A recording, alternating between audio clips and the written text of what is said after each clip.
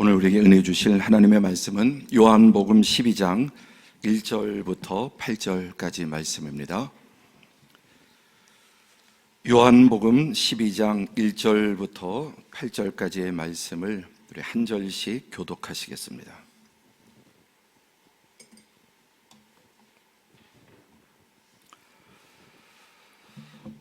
유월절 엿새 전에 예수께서 베다니에 이르시니 이곳은 예수께서 죽은 자 가운데서 살리신 나사로가 있는 곳이라. 거기서 예수를 위하여 잔치할새 마르다는 일을 하고 나사로는 예수와 함께 앉은 자 중에 있더라.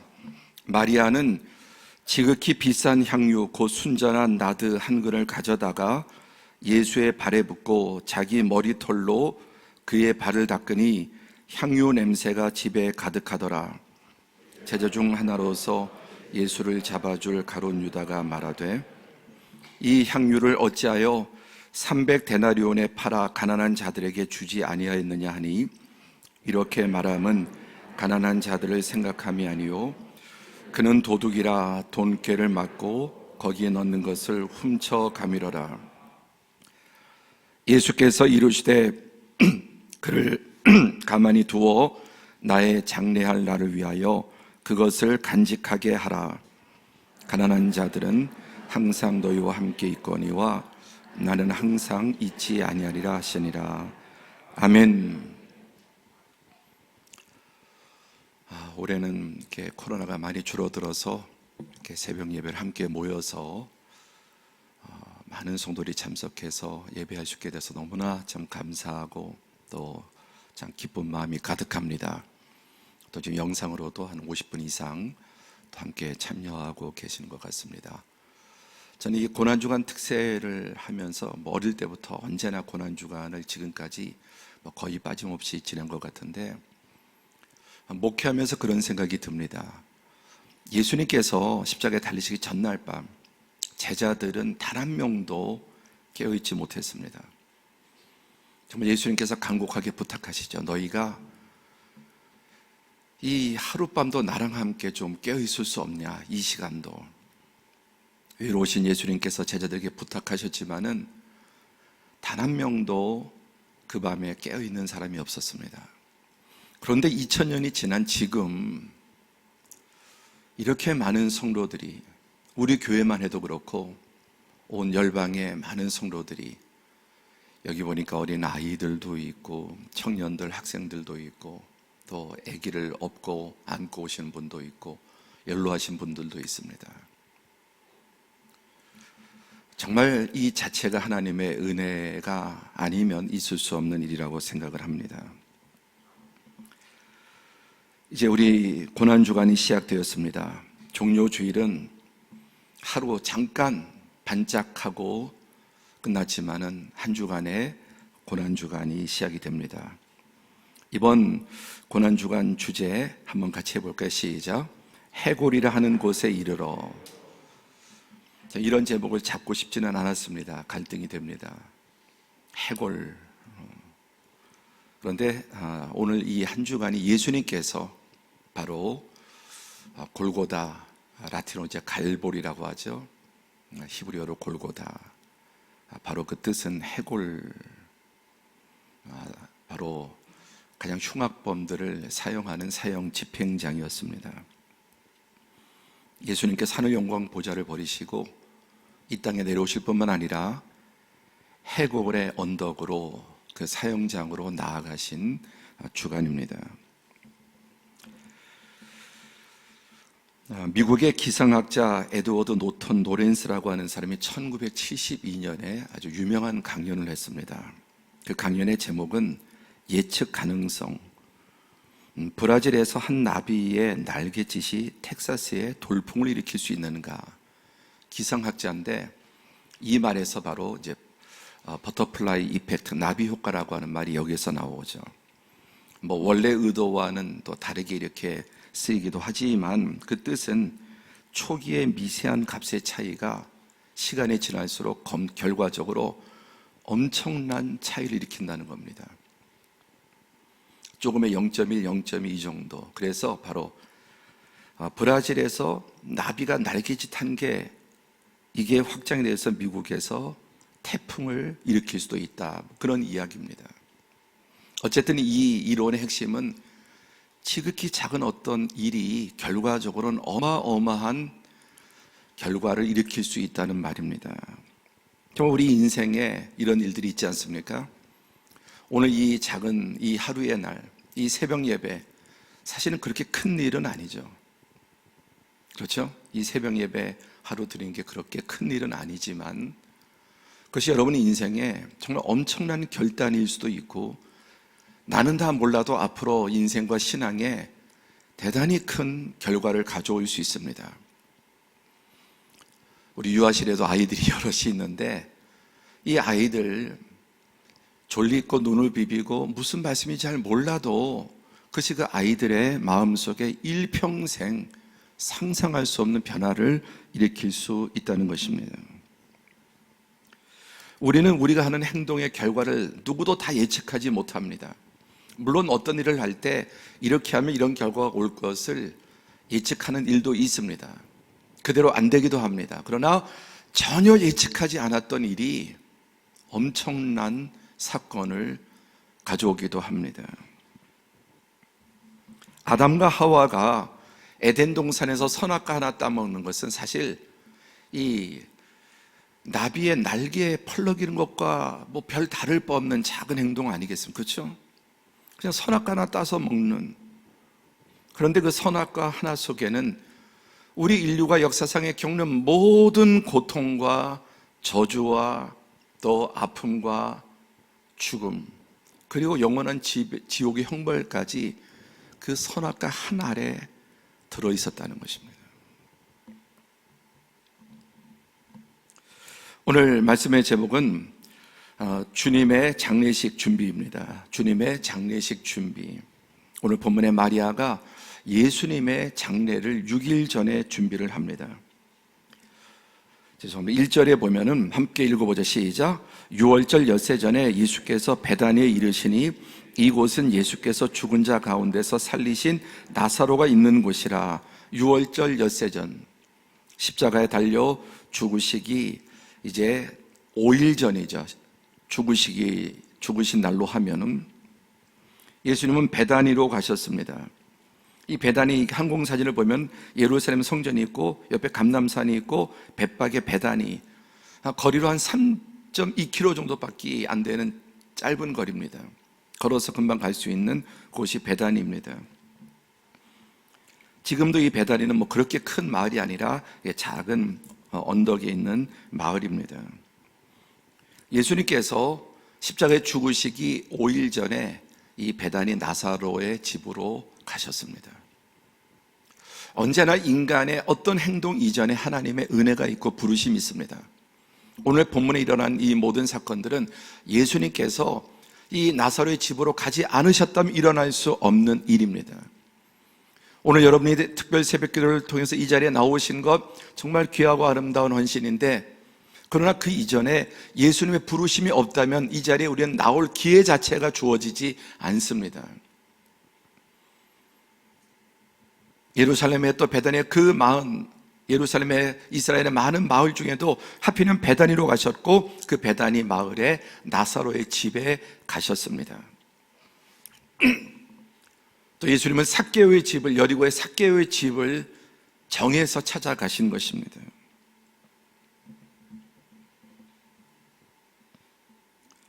바로 예수님의 대속의 죽으심의 진정한 시작은 이 베다니 나사로의 집에서 십자가의 죽으심이 시작이 됩니다. 메시아라고 하는 이름이 기름 부음 받은 자라는 뜻이죠. 그래서 예수님의 공생의 시작은 이때로부터 3년 반 전에 요단강에서 세례 요한에게 세례를 받음으로 공생애가 시작되지만 주님의 죽으심은 바로 이 나사로의 집에서 시작이 되었습니다. 그리고 그 이전에는 메시아라는 그 뜻이 기름을 부은 자라는 뜻인데, 물론 성령으로 기름 부음 받으셨지만 실제 물리적으로 기름 부음 받지는 않았습니다. 그런데 오늘 이 베다니에서 한 여인에 의해서 예수님은 진짜로 기름 부음을 받습니다. 그리고 보통 왕이나 또 선지자 기름 부음을 받을 때 이스라엘 사람들 올리브유를 이렇게 바릅니다. 붓습니다. 올리브유를. 그런데 여기에서는 세상에서 가장 귀한 향유 중에 하나인 나드로 기름 부음을 받습니다. 예수님의 생애와 관계돼서 세 명의 중요한 마리아가 나옵니다. 참 희한하게도 이름이 다 마리아입니다. 태어남에 있어서 예수님의 모친 마리아, 그 다음에 오늘 예수님의 이 장례를 준비하는 데 있어서 베다니의 마리아, 그리고 예수님이 부활하신 소식을 첫 번째로 증거한 복음의 증인이 막달라 마리아입니다. 오늘 교회와 그리스도인들은 네 번째 마리아가 되어야 합니다. 다시 오실 재림의 예수님을 맞이할 수 있는, 교회는 그리스도의 신부라고 했는데 우리 모두가 예수 그리스도의 신부로서 다시 오실 재림을 맞이하는 네 번째 마리아가 되어야 합니다. 예수님께서 이곳에 가신 이유는 마리아의 준비를 아셨기 때문입니다. 그가 주님 앞에 마지막 헌신을 드릴 자임을 아셨기 때문입니다. 이게 바로 그 나사로의 무덤을 지금도 2000년 지난 지금도 이렇게 유적지로 또 관광지로 이렇게 표시가 되어 있습니다. 요한복음 오늘 12장인데 11장 앞장에 바로 이 베다니의 세 남매 나사로, 마르다, 마리아 중에 죽은 그 집안의 기둥인 죽은 나사로를 예수님께서 다시 살려주셨습니다.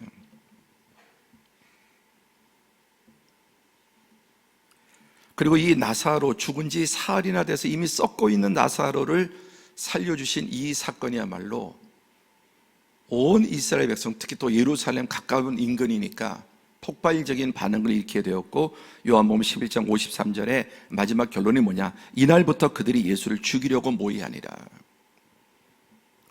참 신기하죠, 여러분? 예수님이 죽은 자를 살리셨는데 그것 때문에 예수님이 죽게 됩니다. 이게 뭘 말할까요? 죽은 나사로를 살리셨는데 그것 때문에 예수님이 죽게 되는 결정적인 이유, 허물과 죄로 죽었던 우리를 살리시기 위해서 예수님이 죽으신 것입니다.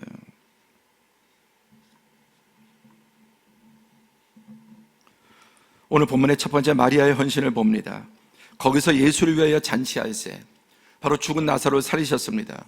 그리고 다시 그 집에 방문하셨을 때 잔치가 벌어지죠. 또 마르다는 너무너무 기쁘고 감사한 마음으로 많은 음식을, 그야말로 물리적인 잔치를 준비합니다. 물론 그의 마음에 주님을 향한 감사와 잘하고 싶은 마음이 가득했을 것입니다. 그런데 3절에 마리아는 지극히 비싼 향유, 비싸다 그래도 비쌀 텐데 지극히 비싼 향유, 곧 순전한 나드 한 근을 가져다가 예수의 발에 부었다. 그리고 자기의 머리털로 그의 발을 닦으니 향유 냄새가 그 집에 가득했다고 했습니다.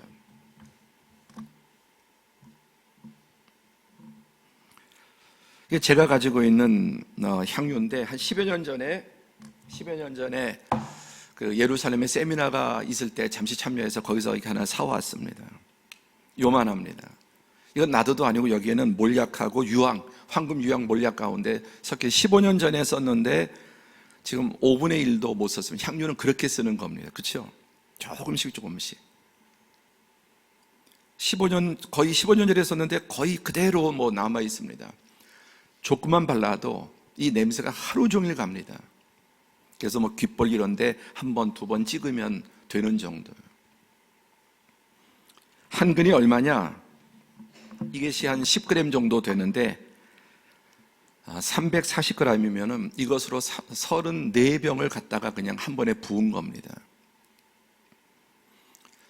이 향수를 쓰시는 여성들은 아시잖아요. 조금만 많이 부어도 역합니다. 그런데 가장 비싼 그 향유, 이거는 이것저것 좀 섞여서도 아마 그때 10만 원인가 한번 기념으로 꼭 이거 한번 사야 돼. 몰약을 목회하는 사람이니까 그렇게 샀는데, 이거 많이 올리브하고 섞인 거죠. 한 34병 되는 것을 다 부었습니다. 많이 들으신 거죠. 이건 여성이 적금 붓듯이 자기의 결혼을 위해서 이것을 조금씩 사서 모으는 것입니다. 저는 이 나들을 생각할 때 항상 아내가 생각납니다. 32년 전에 결혼할 때, 제가 결혼하게 된 결정적인 이유가 교회 그때 하나님 앞에 중년 일을 하면서 이제 헌금을 그때 청년이었는데 저는 총각이었고 아내는 청년부 회장이었습니다. 근데 청년들이 교회 그 원로 목사님 이제 사택을 하고 이렇게 교회를 하면서 헌금을 했는데 그때 520만 원을 헌금했습니다. 아내도 역시 광주에서 올라와서 이제 직장 생활하면서 조금씩 모아서 이제 시집갈 준비, 결혼 작업 이렇게 준비했는데 그 일에 감동을 받고 510만 원 모아놓은 걸 전체를 다 하나님께 헌금을 드렸습니다. 제가 그 모습에 감동해서 저 여자한테 장가 가야 되겠다. 그렇게 결혼한 계기가 됐습니다. 저는 항상 땡처리다. 500만 원에 팔린 소 한 마리 값도 반 마리 값도 안 되는 값에 이렇게 팔렸다 생각을 합니다. 마리아가 그런데 이 향유 나드는 지금으로 하면 요즘 일당이 평균이 21만 원, 건축 현장 평균 임금이 21만 원 정도 하는데 한 6천만 원 정도 되는 돈입니다. 가난한 집안에. 그러니까 대단한 돈이죠. 어떻게 이렇게 할 수 있습니까? 은혜를 알면 할 수 있습니다. 함께 하죠. 은혜를 알면. 은혜를 모르면은 1,000원도 100원도 10,000원도 아깝습니다. 은혜를 알면은 여러분 자기 목숨까지도 드릴 수 있는 것입니다. 마리아가 이렇게 헌신한 이유가 무엇입니까? 마리아는 예수님의 은혜를 알았다. 바로 그 전에 어떤 일이 있었습니까? 집안의 기둥인 오라비 나사로를 죽은 지 사흘이 되었는데 예수님께서 그 오라비를 살려주시죠. 예수님의 은혜를 깊이. 그런데 여러분 은혜를 받았느냐 받지 않았느냐는 없습니다. 받았는데 아느냐 모르냐일 뿐이지 누구는 은혜를 받고 누구는 은혜를 안 받고 이런 일은 없습니다. 은혜를 아느냐 알지 못하느냐, 깨달았느냐 깨닫지 못하였느냐. 여러분 이게 죽은 자를 살려낸 것만이 은혜가 아니라 죽지 않은 건 얼마나 더 큰 은혜입니까? 우리가 계산법이 좀 이상해요. 죽어서 4일 동안 이렇게 썩다가 살아난 것도 물론 기적이지만 죽지 않고 지금까지 살아있는 것도 은혜고 큰 어떤 일을 겪지 않은 것도 은혜인데 근데 많은 사람들은 죽었다 살아나면 이렇게 할 수 있는데 일상의 은혜를 모르는 거예요. 일상의 은혜를 모른다고. 그게 참 심각한 문제 아닙니까? 여러분이라도 정말 집안에 가족 중에 사랑하는 누군가 빚을 내서라도 다시 살릴 수 있다면 6천만 원 못 낼 사람이 누가 있겠습니까? 아니 집을 팔아서라도 자식이라면 자기 생명을 주어서라도 하지 않겠습니까? 근데 일상의 은혜가 더 큰 것인데 그 일상의 은혜에 잘 반응을 하지 못하고 좀 이런 큰 일을 험악한 일을 겪어야 그 다음에 가서 하나님의 은혜를 깨닫는 좀 일상의 은혜를 깊이 깨닫는 저 우리 모든 성도들이 되시기를 축복합니다.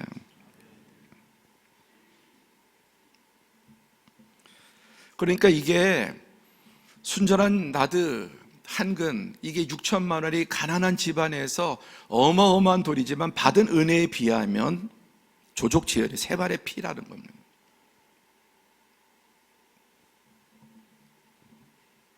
두 번째, 마리아가 이런 헌신할 수 있었다는 것은 예수님의 존귀하심을 알았기 때문이에요.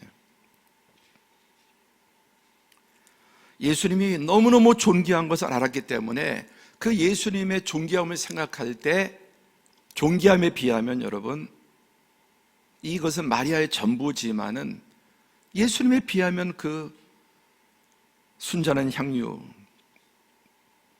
이것은 여러분 결코 큰 것이 아니죠. 우주 만물 모든 것이 그분의 것인데 우리가 주님의 은혜를 바로 알고 또 주님이 얼마나 존귀한 분인지를 바로 알면은 헌신하고 하는 것은 당연한 반응입니다. 지당한 반응이에요. 은혜를 알기는 알아도 그 은혜가 얼마나 큰지 알지 못하고 또 예수님이 귀하다는 걸 알기는 하지만 얼마나 지존한 분인지를 잘 모르는 거예요. 그러니까 은혜에 대한 깨달음, 예수님의 존귀함에 대한 깨달음이 우리의 신앙을 그대로 반영합니다.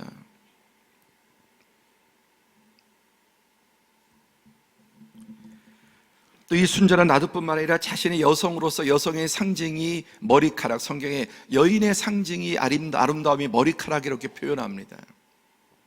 여성의 자존심이기도 하고 여성의 여성성을 가장 잘 드러내는 표면적인 모습이기도 하죠.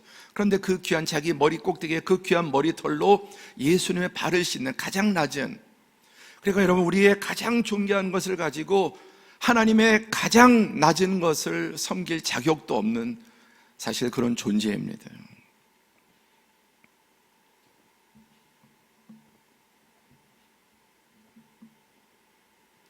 그런데 가룟 유다는 제자이지만 뭐라고 말합니까? 저걸 팔아서 가난한 자들에게 나눠주면 좋겠다. 여러분 이 마음이 우리들의 마음속에 늘 가지고 있는 마음이, 어떤 일에 항상 다른 이유를 댑니다. 그런데 그 진짜 이유는 뭐냐면 돈 욕심이에요.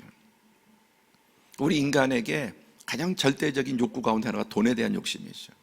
근데 돈에 대한 욕심을 이렇게 표현하는 것은 자기가 천해 보이고 속이 보이니까 항상 다른 이유를 이렇게 갖다가 포장을 하지 않습니까? 그 6천만 원 되는 돈이면 이 가난한 제자들이 어마어마한 돈이고 가룟 유다는 돈을 받고 있는 회계 담당이죠. 그래서 그걸 볼 때 딱 계산이 딱 돌아가는 거죠. 야, 저거 한 6천만 원 되는 건데 저걸 헌금으로 하면 제가 빼돌릴 수도 있고 맛있는 거 사 먹을 수도 있고 우리가 좀 좋은 숙소에서 잘 수도 있고. 그런데 뭐라고 말합니까? 가난한 자들을 생각함이 아니라 저걸 팔아서 가난한 자들에 주지. 이 모습이 사실 우리의 모습 그대로인 것을 인정해야 합니다. 저도 예외일 수 없고. 하나님 앞에 헌신하지 못하는 많은 이유들을 댑니다. 제가 이번 고난주간에 특별 새벽기 드리면 피곤할 거다. 피곤하기로 마음 먹으면 되지 않습니까? 예? 어차피 피곤한 인생인데 좀 이 새벽 예배 드리는데 피곤한 게 뭘 그렇게 대수로, 근데 그게 그렇게 커 보이고 그렇게 엄청나게 피곤해 보이고 막 죽을 것 같고 그렇지 않지 않습니까? 하루 24시간 중에 낭비하는 시간도 많지 않습니까? 그런데 그게 그렇게 작은 것도 어렵게 느껴지는 이유가 뭘까요? 그리고 어떤 이런 일들이 벌어지면 이런 말 저런 말 하면서 그럴듯한 이유를 대지만 사실은 하기 싫어서 또는 다른 욕심이 있어서 그게 못마땅해서. 근데 예수님께서 아시고 말씀하셔 가난한 자들은 항상 너희와 함께 있거니와 나는 항상 있지 아니하니라. 정말 내 말이 맞더라도 틀렸다는 거예요. 속셈은 다르지만 네 말 그대로 하더라도 그 말은 틀린 말이에요. 가난한 자들은 언제나 할 수 있지만 나에게 하는 기회가 이것은 마지막, 온 역사 속에 단 한 번밖에 없는 그런 절대적인 타임이라는 것입니다. 사랑하지 않는 사람은 온갖 구실이 많지만 사랑하면 모든 구실을 이기죠. 모든 이유를 이깁니다. 사랑은 죽음보다 강하기 때문에 사랑하면은 어떤 장애나 어떤 문제라도 그걸 극복하고 이기고 뛰어듭니다. 문제는 사랑이죠. 그리고 그 사랑은 얼마나 주님의 은혜가 큰지를 깨닫는 데서, 그리고 그분이 얼마나 존귀한 분이고 나에게 귀한 분이고 나에게 위대한 분이고 또 나에게 내 인생 전체를 좌우하는 분이라고 하는 것을 안다면 결코 이것이 큰 것이 아닙니다. 세 번째, 우리 다 함께 시작. 예수님의 말씀을 듣고 미리 장례를 준비한 것이다. 마리아는 예언자가 아닙니다. 선지자가 아니지만 예수님의 죽으심을 알고 장례를 미리 준비했습니다. 7절 시작. 예수께서 이르시되 그를 가만두어 나의 장례할 날을 위하여 그것을 간직하게 하라. 이 여자를 그렇게 괴롭히는 거예요. 유다뿐만 아니라 제자들이 전부 다 속으로 부글부글하고 얼마나 그 눈총을 주고 입 달린 사람들은 전부 다 이 마리아에 대해서 그를 가만히 두어서 나의 장례할 날을 위하여 그것을 간직하게 하라. 나의 장례를 준비하는 것이라고 했습니다. 어떻게 이것을 알았을까요? 어저께 줄라도 말씀드리지만 아무리 말씀해도 제자들은 듣지 않아요. 너무 자기 생각과 자기 욕심으로 가득 차 있기 때문에 주님의 말씀이 그 안에 들어갈 자리가 없어요. 많이 말씀해도 한 번도 안 들었는데 마리아는 한 번 말씀했는데 정확히 들었습니다. 그래서 아까 본문 말씀에 마르다는 열심히 음식을 준비하고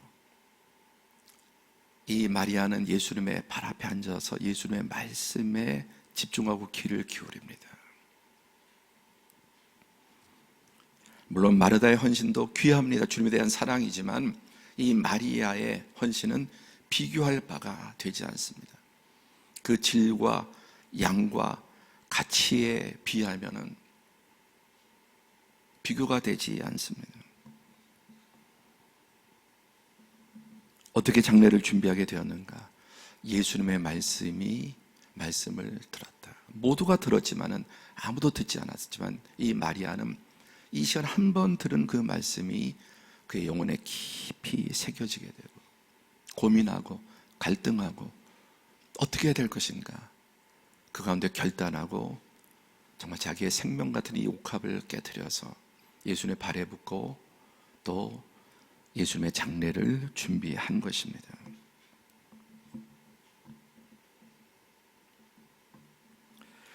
여러분, 헌신에는 사중적인 가치가 있습니다. 헌신의 사중적 가치. 첫 번째는 과거에 대한 은혜, 지금까지 주신 은혜에 대한 반응입니다. 두 번째, 헌신의 이중적 두 번째 가치는 현재에 대한 그 과거에 주신 은혜를 내가 지금도 기억하고 있고 알고 있고 그것을 내가 담고 있다는 현재의 반응입니다. 이 헌신은 또 미래에 대한 가치. 그래서 이 마리아는 과거에 주님이 하신 일 그리고 그 은혜를 지금도 너무나 생생하게 간직하고 있고 또 예수님의 죽으신 미래에 대한, 그래서 우리가 드리는 헌신, 오늘 이 예배도 마찬가지입니다. 사중적인 가치가 있습니다. 이것은 미래를 위해서 심는, 그래서 아까 나비 효과처럼 이 예배가 어떤 분에게는 또 어떤 아이에게는 아니 모든 분들에게는 분명히 이 작은 새벽 예배에 비해서 더 큰 결과를, 좋은 결과를 낳게 될 것입니다. 미래를 향한 씨앗입니다. 그리고 마지막 영혼이 아니라 영원한 이 헌신은 과거에 대한 은혜에 대한 반응, 현재 또 그 은혜를 누리고 반응하고 또 미래를 위한 또 심는 것이고, 그리고 이것은 영원한 가치를 우리에게 줍니다. 특별히 이 마리아의 헌신은 다른 모든 사람들의 모습과 비교할 때 홀로 독보적인 헌신이었습니다.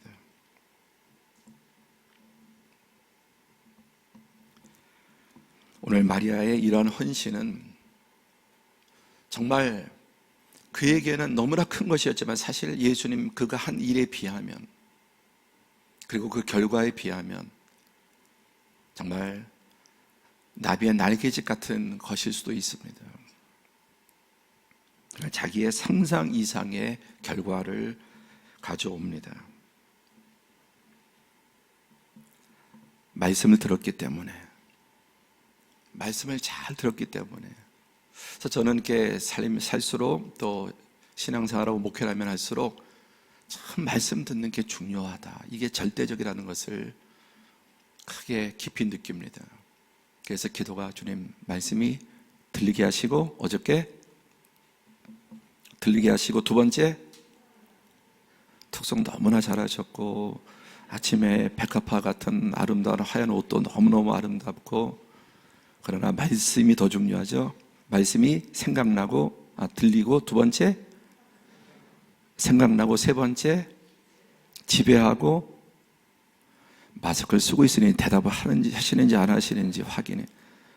네 번째, 말씀이 지배하고, 말씀이 들리고, 말씀이 생각나고, 말씀이 지배하고, 말씀이 결정하는. 이번 특별 새벽 기도의 고난주간에 무엇보다 여러분 말씀을 좀 많이 읽으시길 바랍니다. 특히 요한복음, 한 주간 동안 계속 요한복음 안에서 말씀을 전할 텐데 모든 역사는 말씀에서 시작이 돼요. 태초에 말씀이 계시니라. 여러분, 이전에 나오신 것도 말씀이 들렸기 때문에 나오는 거예요. 이전에 나오신 분은 말씀이 들렸기 때문에 나온 것이고, 여기에서부터 정말 놀라운 하나님의 역사들이 일어납니다. 말씀을 듣는 게 가장 중요해요. 아침마다 성경을 듣고 또 공부하고 하여튼 설교를 하고 말씀을 듣는 일. 잠언 16장 21절 시작. 삼가 말씀에 주의하는 자는 좋은 것을 얻나니 여호와를 의지하는 자는 복이 있도다. 삼가 말씀을 주의하는 자 복이 있고, 그 사람은 그 말씀으로부터 모든 하나님의 복과 은혜가, 진리가, 생명이 부어지게 되는 것입니다. 말씀을 맺겠습니다.